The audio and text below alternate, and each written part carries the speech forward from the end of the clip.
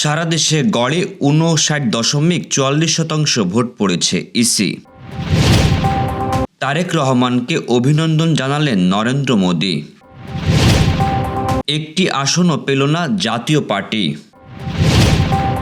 নির্বাচনের ফলাফল নিয়ে সন্তোষ নয় জামাত।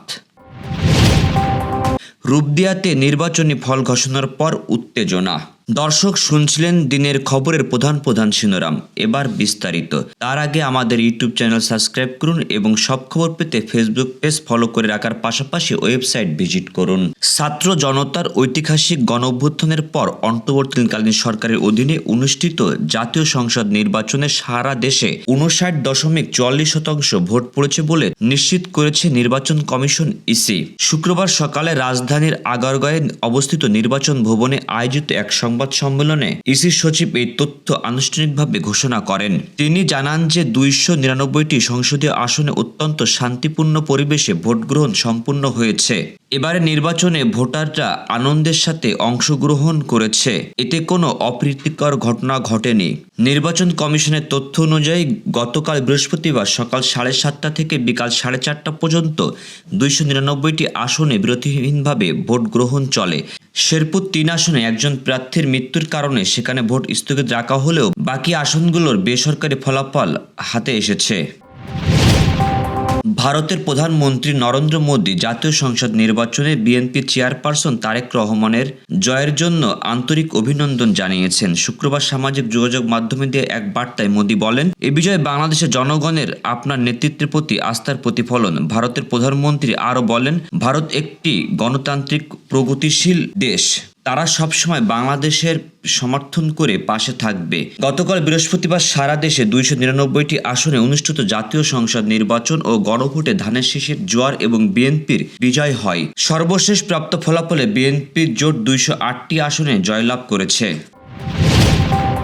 জাতীয় সংসদ নির্বাচনে বড় পরিসরের অংশ নিলেও ভরাডুবির মুখে পড়েছে জাতীয় পার্টি জাপা। দলটির ১৯৬টি আসনে প্রার্থী দিলেও শেষ পর্যন্ত একটিও জয় তুলতে পারেনি। বিশেষ করে রংপুর ৩ সদর আসনের ফলাফল দলটির জন্য বড় ধাক্কা হয়ে এসেছে, যেটিকে দীর্ঘদিন ধরে জাপার ঘাঁটি হিসেবে বিবেচনা করা হতো।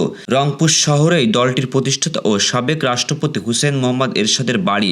সেই সূত্রে এ আসনে জাপার শক্তি রয়েছে বলে ধারণা করা হতো, কিন্তু এবার সে আসনেই দলীয় চেয়ারম্যান জি এম কাদেরের তৃতীয় অবস্থানে নেমে এসেছেন। বেসরকারি ফল অনুযায়ী রংপুর ৩ আসনে জামাতের মনোনীত প্রার্থী মাহবুবুর রহমান বেলাল ১,৫৭,৪০৩ ভোট পেয়ে বিজয়ী হন। বিএনপির প্রার্থী শামসুজ্জামান শামু ৭৪,১৭১ ভোট পেয়ে দ্বিতীয় স্থানে থাকেন। অন্যদিকে জাপা চেয়ারম্যান জি এম কাদের পেয়েছেন ৩৭,৯৩৩ ভোট। জাতীয় সংসদ নির্বাচনে পরিবেশ ইতিবাচক ও শান্তিপূর্ণ আখ্যা দিলেও নির্বাচনের ফলাফল ঘোষণা নিয়ে নিজেদের অসন্তোষের কথা জানিয়েছে বাংলাদেশ জামাতে ইসলামী। শুক্রবার সকাল 8:30টায় দলের ভেরিফাইড ফেসবুক পেজে পোস্টের মাধ্যমে এই প্রতিক্রিয়া জানানো হয়। এতে বলা হয়, প্রিয় দেশবাসী, সারাদিন অত্যন্ত ইতিবাচক ও শান্তিপূর্ণ পরিবেশে বিপুল সংখ্যক ভোট প্রদান করার জন্য আমরা আপনাদের প্রতি আন্তরিক কৃতজ্ঞতা প্রকাশ করছি। তবে নির্বাচন ফলাফল ঘোষণার প্রক্রিয়া নিয়ে আমার অসন্তোষ রয়েছে। ফলাফল ঘোষণার প্রক্রিয়া নিয়ে প্রশ্ন তুলে জামাতের পক্ষ থেকে বলা হয়, বিভিন্ন আসনে 11 দলের জোটি প্রার্থীদের অল্প ব্যবধানে ও সন্তোষজনকভাবে পরাজিত হওয়া, বেসরকারি ফলাফল ঘোষণায় বারবার গড়মিল, নির্বাচন কমিশনে ভোটের উপস্থিতির হার প্রকাশ এ অনীহা এবং প্রশাসনের একটি অংশের বড় একটি দলের প্রতি পক্ষপাতিত্বের ইঙ্গিত। এসব বিষয় ফলাফলের স্বচ্ছতাকে প্রশ্নবিদ্ধ করেছে। সবাই ধৈর্য ধরার আহ্বান জানিয়ে দলের পক্ষ থেকে বলা হয়, আমরা সবাই 11 দলের আনুষ্ঠানিক কর্মসূচির জন্য অপেক্ষা করার আহ্বান জানাচ্ছি। একটি মানবিক বাংলাদেশ গড়ার লক্ষ্যে ন্যায় বিচারের জন্য আমাদের সংগ্রাম ইনশাল্লাহ অব্যাহত থাকবে। যশোর সদর উপজেলার কচুয়া ইউনিয়নের মথুরাপুর গ্রামে নির্বাচনে ফলাফল ঘোষণা হওয়ার পর উত্তেজনাকর পরিবেশ সৃষ্টি হয়েছে বলে অভিযোগ উঠেছে। স্থানীয় সূত্রে জানা যায়, যশোর সদর উপজেলার মুন্সেফপুর সরকারি প্রাথমিক বিদ্যালয় ভোটকেন্দ্রের ফল ঘোষণার পর বিএনপির প্রার্থী ১৬৫ ভোটে পরাজিত হলে প্রতিদ্বন্দ্বী দলের নেতাকর্মীরা বিজয় মিছিল বের করেন। অভিযোগ অনুযায়ী মিছিল শেষে মথুরাপুর গ্রামে বিএনপির সমর্থক প্রতিবন্ধী ইমরান হোসেনের হেনস্থার ঘটনা ঘটে।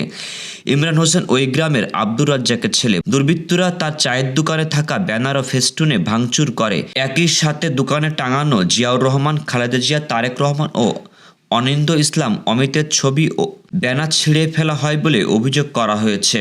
স্থানীয় বাসিন্দারা জানান, ফল ঘোষণার পর কিছু সময়ের জন্য এলাকায় উত্তেজনাপূর্ণ পরিস্থিতি সৃষ্টি হলেও বর্তমান পরিবেশ স্বাভাবিক রয়েছে। দর্শক, এই ছিল দুপুরের আয়োজন। রাতের খবর দেখার আমন্ত্রণ রইল। সেই সঙ্গে এতক্ষণ সাথে থাকার জন্য ধন্যবাদ।